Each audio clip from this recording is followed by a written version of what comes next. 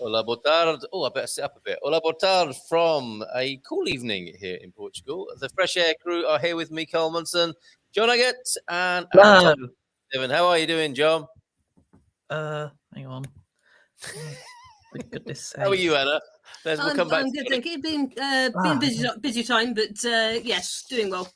Busy. Okay. Nice way to keep warm, though, right? Bit chilly in the UK. A little bit. I think it's about. I think it's in the single figures tonight. I think about 6 degrees, so coolish. Parky. All right, and we know what that does to a brass monkey. John, how are you? I think firing a message into the group space. Yes, I'm currently doing my regular one. So, but yeah, I'm all right. I shall. But yes, I'm okay. And where's Cindy gone? She's here. She is here. We're just doing a big reveal in just a moment.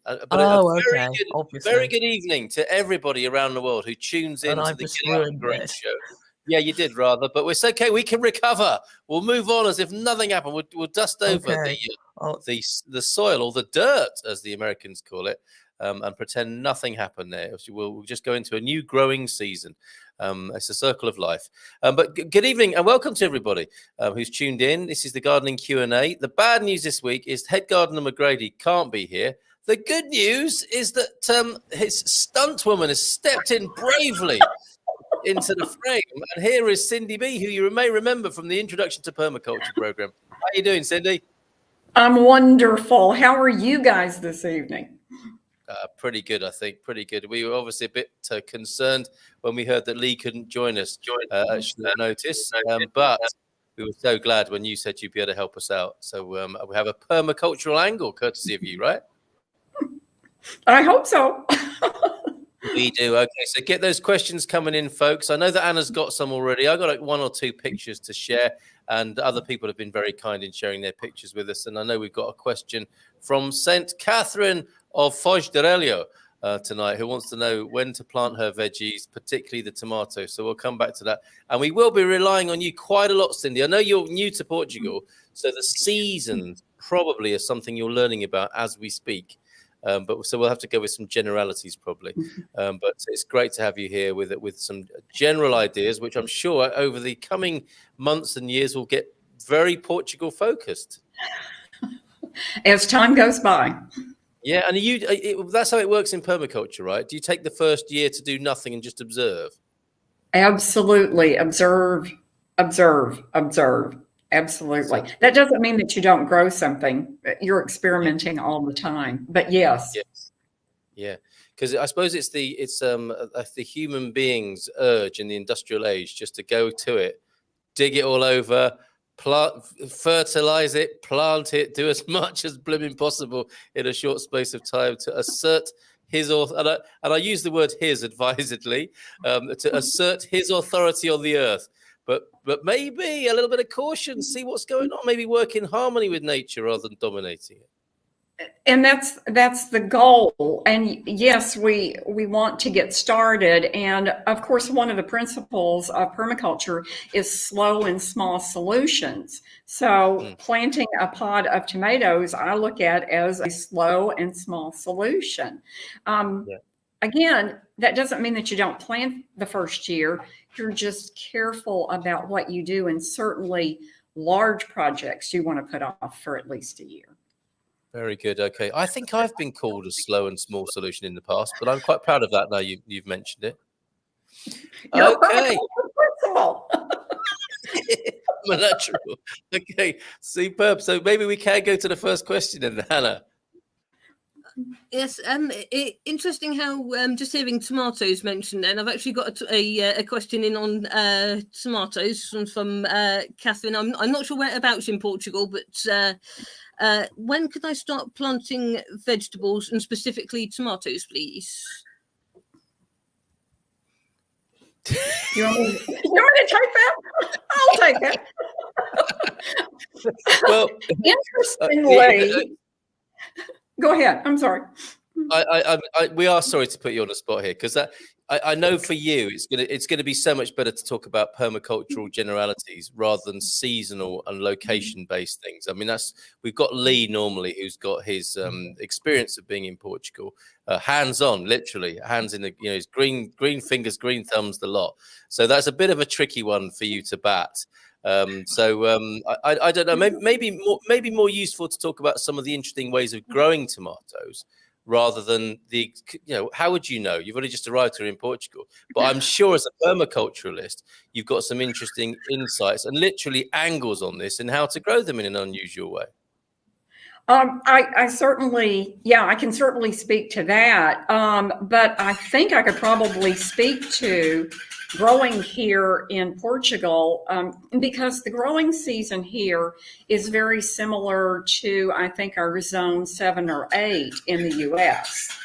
And that means we don't freeze. We don't freeze here, in at least on the Silver Coast here in Portugal. So if you're starting tomatoes from seed, I would certainly do that right now.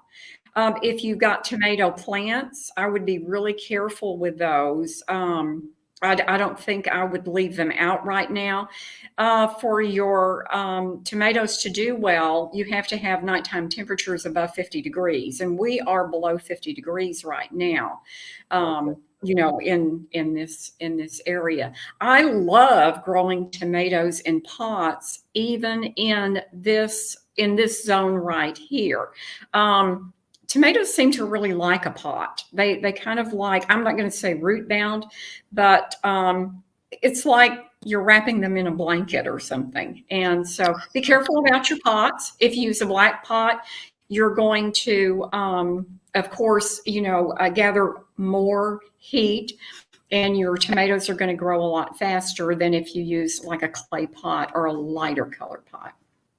Ah, very good. That's the sort of stuff that's really helpful that people might not be thinking about. So that's fantastic, Cindy. Hitting the ground running there with the tomato question.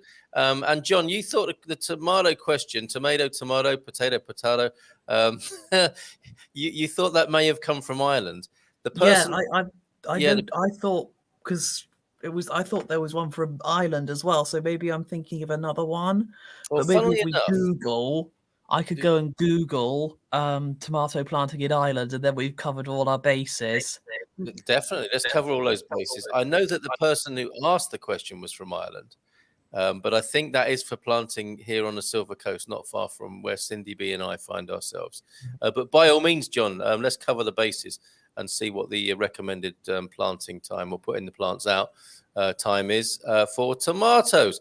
Any other veggie tips? Because there was a more general tone to the question, wasn't there, about planting vegetables now? Louise is chipping in because she's actually an experienced grower over here.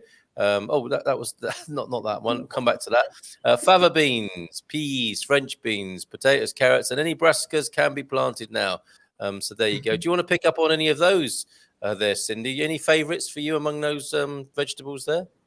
The peas. I love doing sugar snaps, and they're going to do really, really well right now. They love the cooler temperatures, and so I would definitely be planting those right now if I had any place to plant them. Carrots, absolutely. They like those cooler temperatures. French beans, and absolutely the brassicas, because they're cooler weather vegetables. Lots of things, lots of lettuces you can plant right now.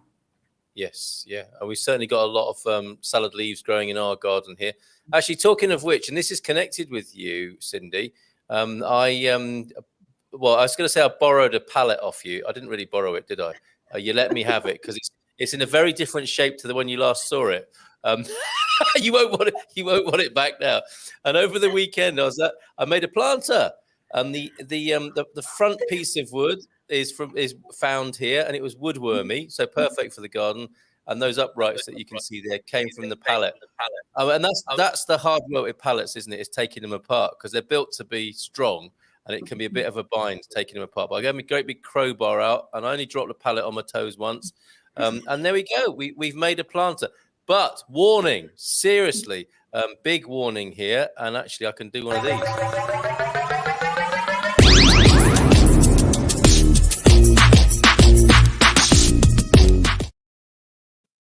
trigger alert. Mrs. M, we cut down some, I think it's called English ivy, but it also strangely has the Latin name Hispanica. Don't know if it's the same thing, but we cut some ivy down from the back garden, and she was going to mulch it up and put it in the base of the planter so as not to waste any leafy goodness. Trouble is, some of the juices, I think, got onto her skin and into her eyes, and she has been swollen up like Will Smith from that movie when he ate prawns, I think. And that's what she's been looking like for the last couple of days. She's in safe hands, getting good treatment, but be careful with ivy, everybody, as you can see in the bottom of those planters there. Anything to add to that, Cindy? Make sure that's not poison ivy that she got into. It must be either poison ivy or a relative, because it's been pretty serious. The allergic effect that it's had on her, and she's not felt well either. But she's had good treatment and good care. But yeah, quite a shocker, because you're in the garden, aren't you, to have a good time, and then something like that happens, and it was quite it's been quite traumatic in one way or another. But the ups and downs. Yeah, when your garden attacks you, yes.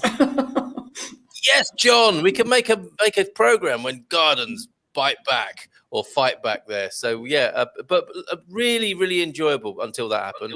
Being able to make a planter out of old bits of wood, fantastic.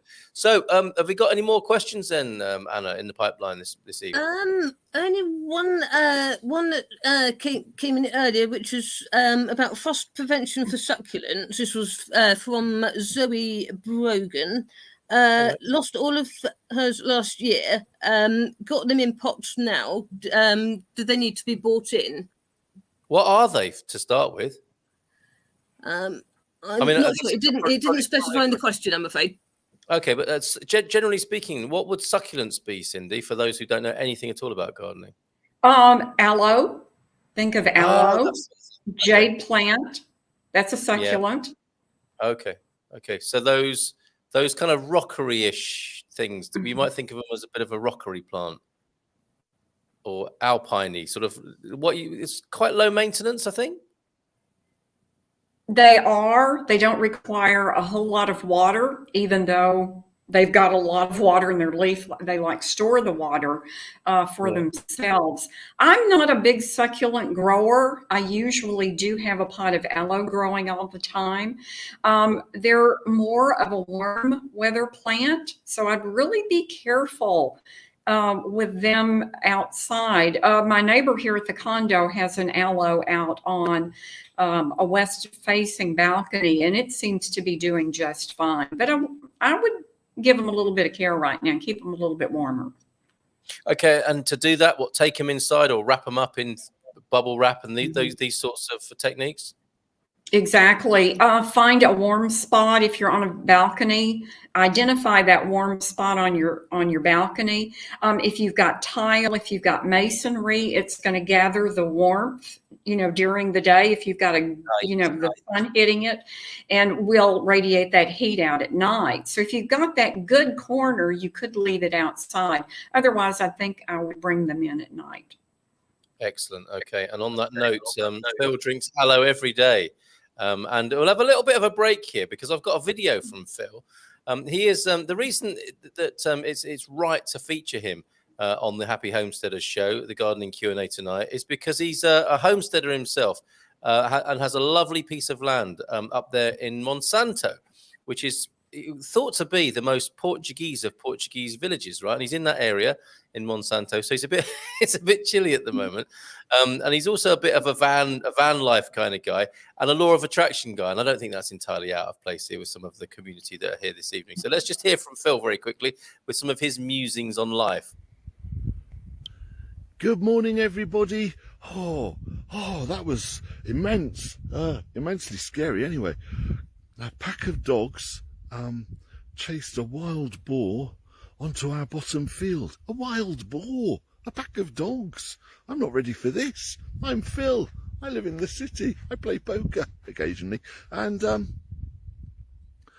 it was very exciting. Anyway, I chatted to the neighbours and they've gone, it's hunting season here. And whether I agree or disagree with hunting is not the issue. This is the way of life here. And I am here as a visitor. So I guess, I have to watch what goes on. Don't have to agree, don't have to disagree. What else can I tell you? Well, what a great day yesterday. What did I do for me? I did loads of things for me yesterday. It was lovely, lovely, lovely, lovely, lovely. And I was getting gas. I was filling up our camper van with LPG because it's got an LPG tank underneath it. And I was filling it up with LPG because the heating's on quite a lot through the night, and it was very low. And could I get this adapter to work? I could not. I could not get this adapter to work for love nor money. I had 3. It might have been I was using the wrong one, so I changed it over. I can get the second one to work, so I chose the third one. Now, anybody who knows me knows I do not like to have necessarily a scene going on, and I've got quite a few Portuguese around me at this point in the petrol station, on my knees, under my van, looking at the adapter to find out which one's going to fit. And all of a sudden, a Portuguese guy, spoke some English and understood about LPG. Unbelievable. 2 minutes later, I'm all sorted and done. So the thing is this, and this is the thing. The right people are going to come and find you on your journey as long as you've put a destination in as to where you want to go to. If you don't put a destination in, anybody's going to find you. So you might find some right people, you might find some wrong people. But if you know where you're trying to get to, the right people will come. Even if their impact feels negative at the time, the right people will come for the journey. And that's the thing. Have a great day, everybody. I'll speak to you all soon. Lots of love from here in Portugal, Phil. There you go. Isn't that great? Watch out for those. He's going to be an internet sensation before long. This is the thing, and the thing is this: those pithy insights into life in this sort of broadest scale and level of awareness there. Thank you, Phil, very much. Got a question from you for a bit later on climbing plants, but thank you so much. Something in there for everybody. Wild boar, the scourge of many a homesteader. That's one side to it, I guess. Let's say a few good evenings to people who've joined us. Thank you so much for being here tonight. Oh, sorry, John. Go on, John. Yes, I've just found some dates on the tomatoes for Ireland. Apparently, it's repeated. It's echo. Anyway, let's carry on. I think this is a general thing from the Irish Times. Now, where is it? I've lost it again. I thought you'd actually found some dates, John, the fruit. You found some dates in with the tomatoes there for a minute. Very Christmassy. Oh no! I yes. Well played. Well played, Carl. I'll say while you're finding that, we'll say good evening to Eric, who's here, Mexico, I believe. Last spotted there anyway. Botar todos from Eric and Fiona and Simon, homesteaders themselves, wishing all the other happy homesteaders good evening as well. Louise is here. Botar todos. Oh, and there's another view. I always get this with gardeners, don't you? Too soon in her view for tomatoes, unless in the Algarve in Portugal. In Central, it'll be planting toms. Oh, I'll be planting toms in late April, May when the ground is warmer and the heavy rains have passed. So a bit more tomato intel there. Botar from snowy Pittsburgh, from Suzanne Derringer as well. That's fantastic to have you here. Some of our pots have slugs inside of them. Oh, come back to slugs and permaculture, won't we, Cindy? Eating our plants. What are some of the ways to get rid of them, prevent them? We prefer some natural ways if possible. You come to the right place tonight. John, how are you doing with those tomato planting dates for Ireland? I think it said February to March, but I'm just trying to find it again now. It's really annoying. I had found it, but it's just one of those where it's suddenly disappeared. It sounds like a joke, though, doesn't it? It sounds like a classic joke. What's the right time to plant tomatoes in Ireland? And you're expecting not like from February to March, but a pithy one-liner at the end of that. Here it is. Answers in the chat. Yes, but this is according to the Irish Times, so we'll actually post this article in the group as well. Okay. So, but it says, I'm quoting here, whichever varieties you choose, seed between mid-February and late March, apparently. So fairly decent amount of time there. So now I'll just share it in the group quickly because otherwise I'll forget and it will never happen if I, because that's how my brain works. Great stuff there, John. Thank you for that. Let's slug it out right now. We hunt them slugs down at night and feed them to the fish. Now that's quite a good solution, isn't it? I wonder what have you got? Huge koi carp for some of those great big sort of tigery type slugs. That's a good solution. Suzanne says the usual way to get rid of slugs is put a little saucer or jar lid filled with beer. What a waste of beer. They love it, and drown happy is the thinking there. Works on the ground, so why not in pots? So that's good to know as well. What do you think, Cindy? Slug solutions from a permacultural perspective. I've had really good luck with snakes. Oh, really? Encouraging snakes. That's a delicacy for snakes. And so if you could encourage those, I'm speaking from Washington State. That was the last time I really had a big slugging problem.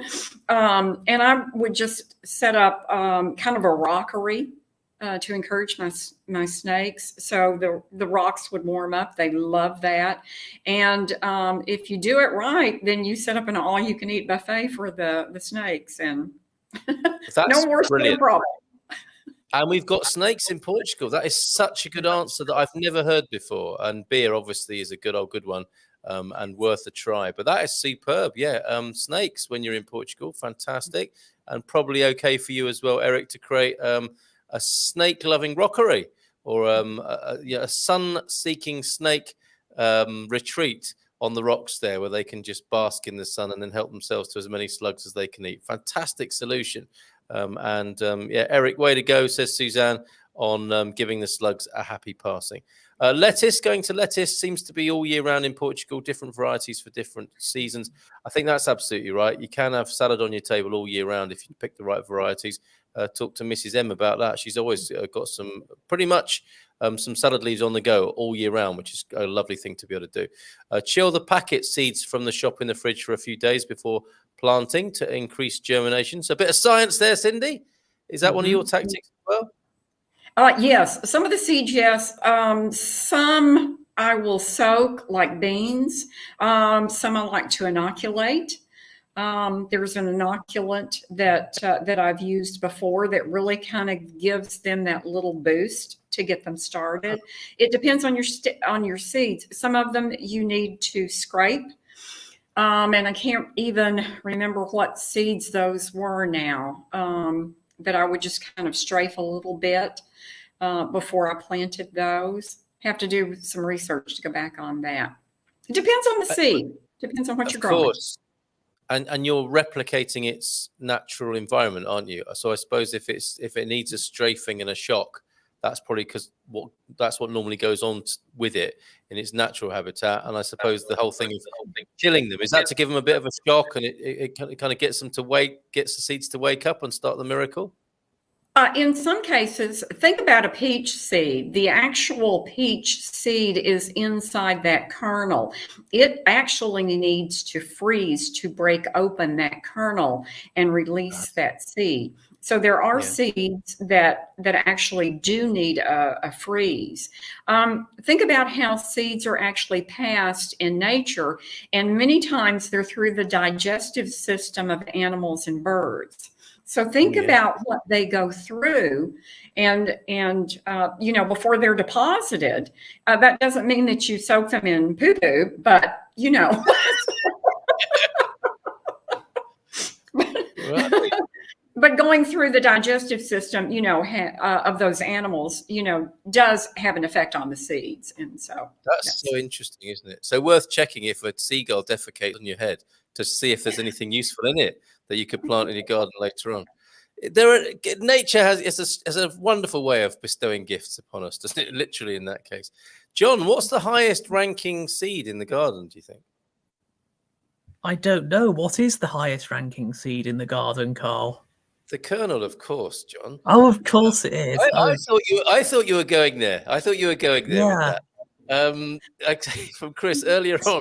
Hi guys, the landowner beside my house has planted 6 pine trees, which are 6 meters from the side of my house, from the sidewall of my house in Portugal. What issues can this cause in the future in the Western Algarve?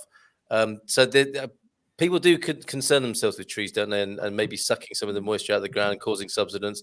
Is that the sort of thing Chris might be concerned about? You're asking me. Yeah. I mean, with that bordering on his land, is he right to be worried there? There's a few things that you can look at. Obviously, the pines are they're going to take quite a bit of water. Those are also not deciduous trees. So you're going to have constant shading. I'm thinking 6 meters, depends on how big those pines are going to get, where they're located, if they're on the northeast, south, or west side. But they are going to cast some constant shade because they're not deciduous. Okay. And they'll form a wind block as well. Oh, so yeah, as in sort of the nature giveth and nature taketh away. He might get a bit of shade, which could be a good thing or a bad thing, but he'll certainly get a bit of wind relief. And who doesn't like a bit of wind relief from time to time? Yes. So Louise says to Chris, pine roots shouldn't be a problem for a few years. Height will be limited by the local municipal camera restrictions. Oh, that's good to know. Are they pine or pine nut trees? Yeah, because there's a big distinction there, isn't there? Some of those pines go straight up, and your Pinheiro manso, the pine nut kernel, is that what they're called? Yeah. Those lovely pine nuts from which the pesto is made. They're quite bushy, aren't they? They can be kept closer to the ground. So it all depends on the variety there, Chris. Make friends with your neighbour. That's the first thing to do, isn't it? And then get a chainsaw. If that doesn't work. Okay. Thank you for that, Fiona and Simon. Chilled a packet before in our UK gardens. Spent the morning thinning, cutting out old growth and transplanting raspberry canes. Yum! Who doesn't love a raspberry cane as well as So Phil, who you saw earlier on, the thing is this, and this is the thing. What's a good climbing plant for in the hills in central Portugal? I am just outside Monsanto, and as you can see there, it does get a bit chilly. A climbing plant that will cope well with in cold temperatures. What do you think, Cindy? Are they? I don't know, because I don't know the zone. I don't know the growing zone there. And are they looking to stabilize a hillside? Are they looking for food? What's the goal there? Yeah. Why are you trying to climb? Are you looking for shade? What's your goal? There's your permacultural answer.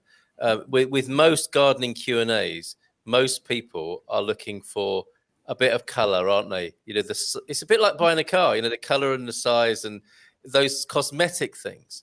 But when you're in the permaculture, you're looking at it from a number of dimensions, aren't you? So what else do you want to achieve, Phil, apart from presumably something that's going to survive and maybe give you some fruit? They're key things, obviously. Maybe not. Maybe you're not bothered about it fruiting. But one thing I heard long ago, Cindy, and this was in a permacultural context, and it was suited to the UK environment. Which wouldn't be dissimilar to Monsanto, certainly northern UK, was a Siberian kiwi fruit, a hardy little kiwi. Yeah, kiwis. Yeah, and kiwis are tried and tested, aren't they, in Portugal as well? And it sounds like the Siberian one might be well adapted to cold weather, given its name. That would be a good guess. Yeah. Siberian kiwi then, maybe, Phil. Tell us what you're trying to achieve there. That's the important thing. Sorry to cover you up, Anna. I'll tell you what, let's put the ladies up on the top there. Just me and you can be hidden then, John. No offense. Okay. Paul Louise, I envy you and Lottie. I planted 5 little bare root raspberry plants here 6 years ago. Within 3 years, despite thinning, they took over a small hill. It became a raspberry thicket in there. Superb. That's not a complaint, is it? That sounds good to me. I left my cheese plant and moringa bush out last October. They didn't like the frost. Brought indoors and now are growing vigorously and sprouting again, thankfully. Nice one, Fiona and Simon. Nice bush, nice plants, the cheese plant and the moringa. Cheese plant, I guess, is that what we also call the rubber plant, the cheese plant? I think it might be, mightn't it? Let us know in the comments. Phil, for flowers, wisteria, passion flower, grandiflora, non-fruiting, so big scented flowers, and non-clinging jasmine for veggies, climbing beans, cucumber, melons, etc. Good shout, good suggestions, but it's true, Phil. What else are you trying to achieve apart from the color and scale and maybe a bit of fruit? And if you want something beautiful, I saw this. Have you seen this, Cindy, on your walks around San Martino de Porto? This is pictured. I have not yet. Oh, gosh. Isn't that a beauty? That's in San Martino de Porto. Yeah, what a colour. And there's fruit on that. There's fruit on that bush already, that passion flower. So snap that the other day. And whilst we're talking there with Louise, we have pictures from Louise too, and some nice British garden plants. Look at that. That's a primula, I think, isn't it? Or a primrose. And some snowdrops come in, I think, as well. That's so British, isn't it? John and Anna, very, very familiar to you, I think. That sort of scene. Yeah, definitely. Yeah, I saw some snowdrops the other day, actually, somewhere else. But yeah, I mean, obviously, I wasn't just randomly in this person's garden. I saw them in a hedgerow. But yeah, that was John. That was John in your garden. Louise, if you're wondering. And Louise says, I've not tried growing raspberries in Portugal. Maybe I'll try this year. Suzanne, plenty of fruit for me in the raspberry thicket up the end of the garden, and birds and the occasional gopher. Cindy, what is a gopher? I didn't think that really existed. I thought it was a kind of mythical thing from cartoons and kids' telly. What's a gopher?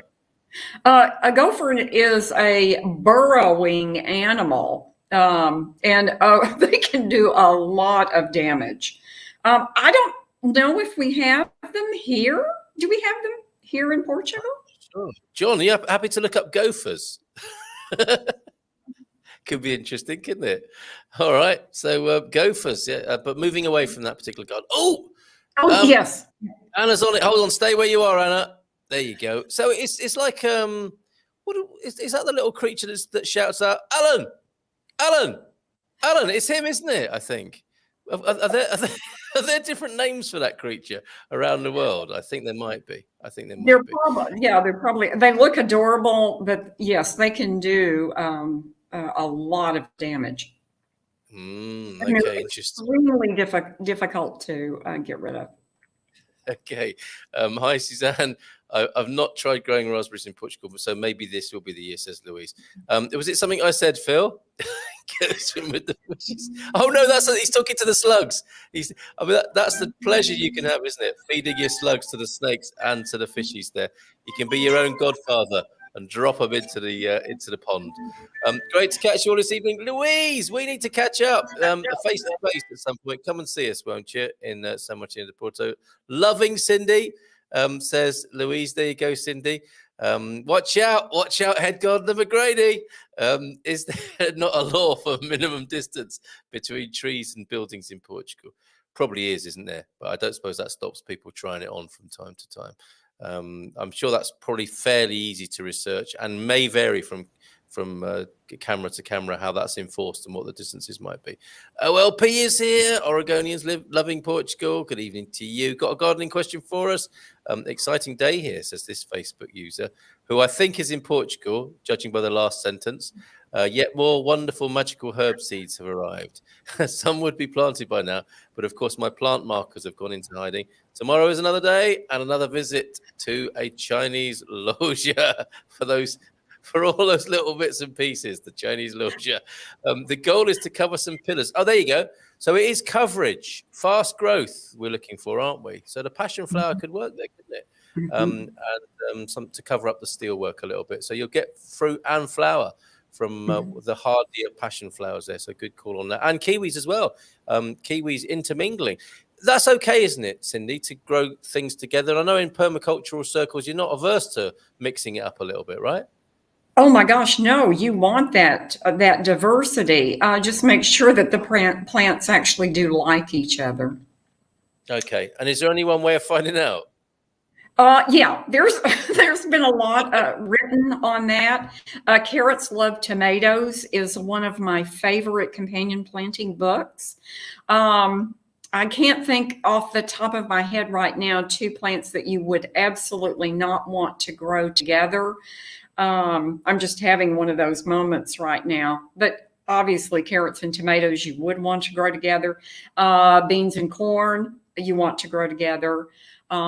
Beans create the nitrogen that the corn feeds off of. So there's just untold varieties of plants that you can grow together, and you really want to because they complement each other. Think about tomatoes and basil. The basil will actually act as a deterrent for some of the insects that want to feed on those tomatoes. Not only do they taste great together, but they grow really well together as well. All right, superb. Great stuff. There you go. Excellent tips coming from all over the place, from the community, from Cindy B, who very kindly has stepped in to help out with Lee not being able to join us tonight. Kiwis, are those the smooth or fuzzy ones, or both? Would I be right in thinking that the fuzzier ones are better adapted to colder weather? Is that why they're fuzzy? I think it's just the opposite, and I could be wrong about that. I could be wrong about that. Okay. And I don't think that they're asexual. Don't quote me on this, but I think you need a male and female. I've heard that. Yeah, and yeah, there are special sort of planting arrangements so that the servicing is of an appropriate ratio of gender to gender in the plants there. Okay, excellent. And Fiona and Simon, do you eat your moringa, Lee? I think that's eat rather than put them in your ear. So nutritious. Eat moringa. It's one of those superfoods, isn't it? Undervalued, underrated, unknown, but a great thing to grow, and sounds like it's fairly easy to grow as well. And yes, that is Alan. Alan. Fiona and Simon recognizing Alan again there, which is great. And more companion planting ideas here. Corn and beans definitely together. Or a reiteration there, an echoing of that sentiment. Corn and beans together. Good afternoon from Raleigh. Hello, Susan. We'll be moving in May 2022. And 2 questions. Do camellias grow on the Silver Coast? And also long stem fragrant roses. I suspect you may have noticed these if they do, Cindy. I have not seen them. I really can't speak to that. I love camellias, so I hope they do. Yeah, I must say I haven't seen many camellias here, but I have seen roses. Roses do well in Portugal, but they're not that popular in some ways. But if you do import them and grow them, they do work well here. They do grow well, but they're not hugely popular. You'll see an occasional rose garden as a special feature, but not a big thing in Portuguese gardens. A one-off, maybe a rose bush or a trailing rose. I saw one last night. In actual fact, beautiful rose just peeking out from a somebody's garden through the railings, but not the formality that you know from a British garden with roses. And camellias, we'll find out. John, can you? I was going to say, I guess we might have to ask Lee on this, but maybe that's because roses don't grow very well in Portugal for some reason or something, I guess, because I can't remember what the other plant is, but they're not popular in Portugal, are they? Because they're always overgrowing and taking over everything. Oh, the rhododendron.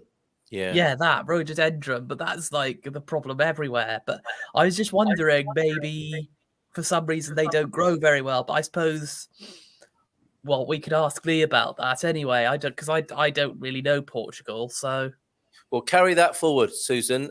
Certainly tune in next week. Lee has got definitely in the dirt, on the ground experience with a lot of varieties and particular kinds of plants. Camellias are fussy though, aren't they? I think they like acidic soil, which might be part of it. I see a lot of hydrangeas. If those two go together, which they sometimes do, certainly in the UK, they are the traditional grandma's garden plants, aren't they? The hydrangeas and maybe a camellia bush in grandma's garden.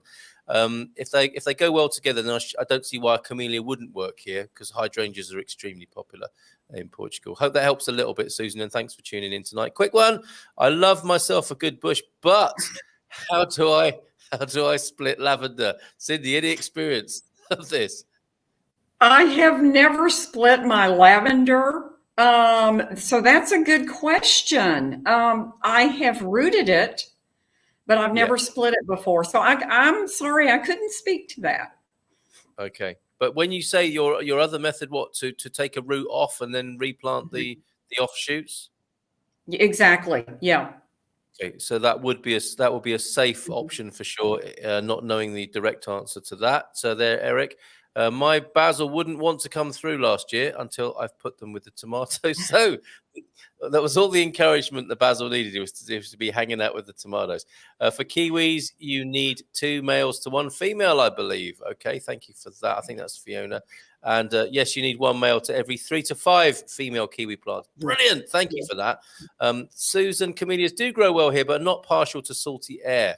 Okay, so not the Silver Coast, but they do like being here in Portugal, maybe a bit closer inland, and roses are easy to grow in Portugal as well. Thank you, Louise, for that.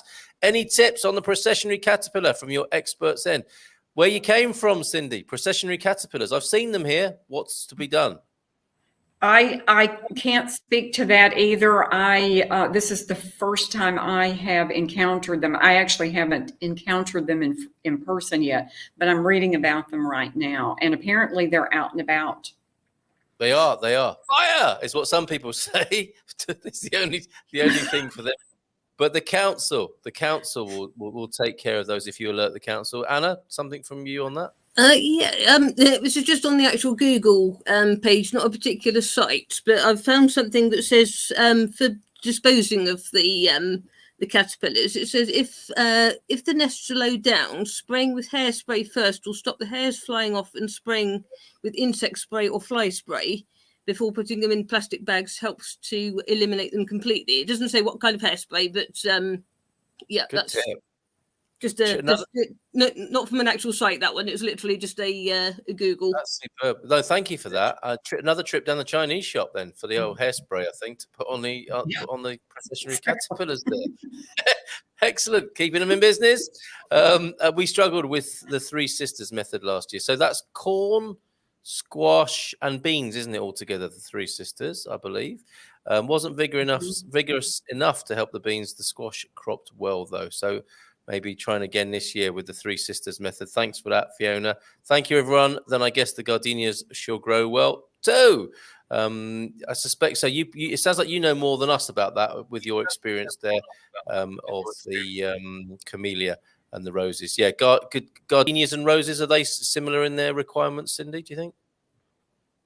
Well, it depends on the genus of rose because they grow from, the subtropics to very far north, depending upon the rose itself. Gardenias should grow very well here. I have not seen them, but then again, I haven't been here long enough. And you could probably smell those straight away when they start blooming. So, but I would think they would grow very well here. Excellent. Thank you for that. I wouldn't split lavender, but cut it right back after any frosts. From the cuttings, pot them on. Lavender grows well from cuttings, says Louise. And yes, I cannot wait, says Susan, to get gardening over here. Do you say clematis or clematis, Cindy? And do you think they grow well? Yeah. Clematis. Have you seen them? And what do you think the chances are of them growing well in Portugal? Actually, we've got another name for that, but I'm not going to repeat it on TV here. Yeah, they should. We got a pet name for those. They should, because of how they grow. So I would look for those. I would love to grow some myself. Yeah. Yeah, honeysuckle's happy here. I know honeysuckle's beautiful, and obviously in the warm Portuguese evening air, a great plant to have as well. Honeysuckle.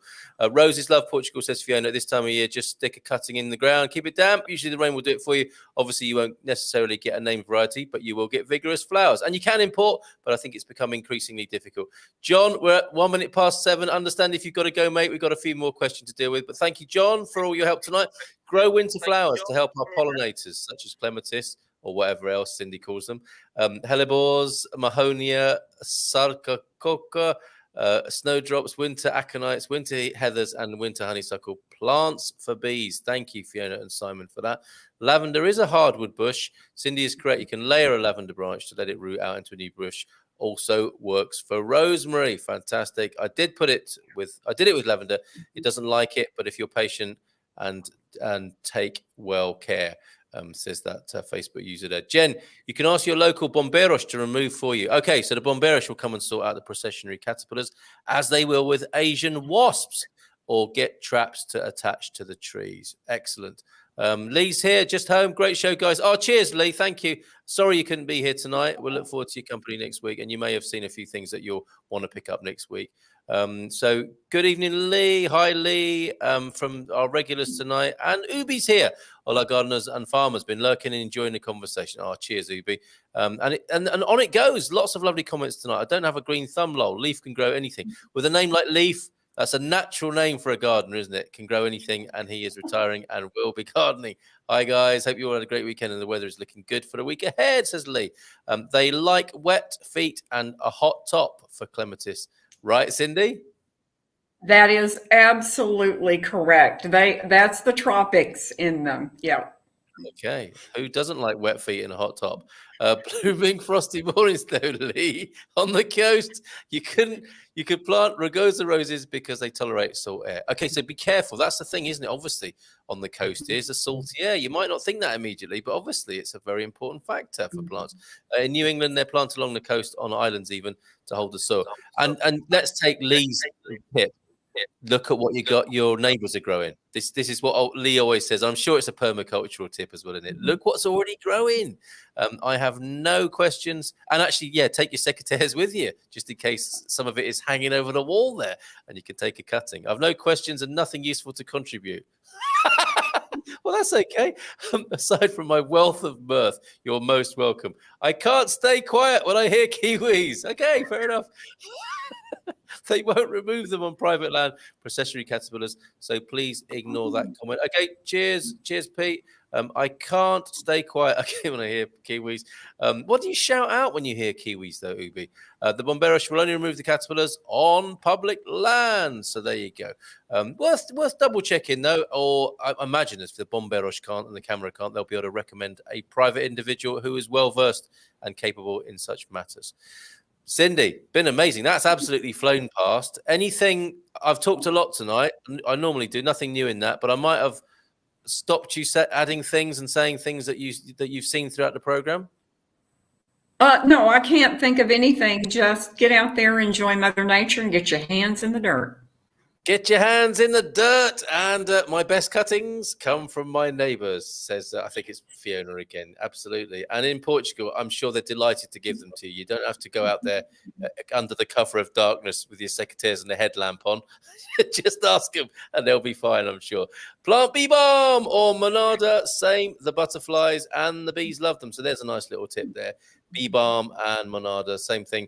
By different names by the sound of it. Lovely tip for the bees and the butterflies. Thank you so much. Oh, it's Jenny B, an unusual visitor. I'm not saying you're unusual, Jenny, although you are unusual, Jenny. You're just not usually here. But I'm so glad you are this evening. You can buy traps, cut and burn them but be careful because they may recommend a private company. Yes, the camera might do that. Good evening to you, Pete.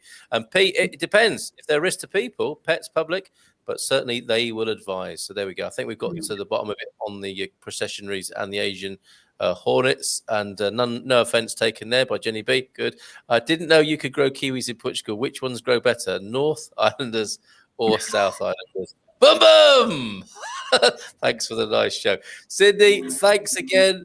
And I'm sure you'll pop up from time to time here, like our favorite perennial.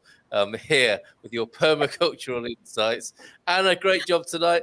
We'll see you all next week. Thank you so much, everybody. Ciao, ciao, and bye. Oh, no, Cindy B, last word from you. The permaculture course, what's going on?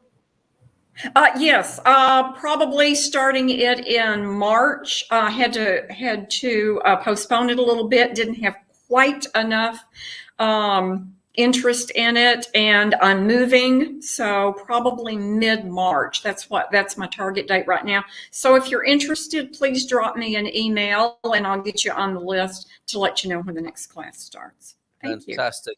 And if you don't know Cindy B's email, get in touch with me and I'll put you in touch. Take care. Bye for now. Thanks a lot. We'll see you next week. Ciao, ciao.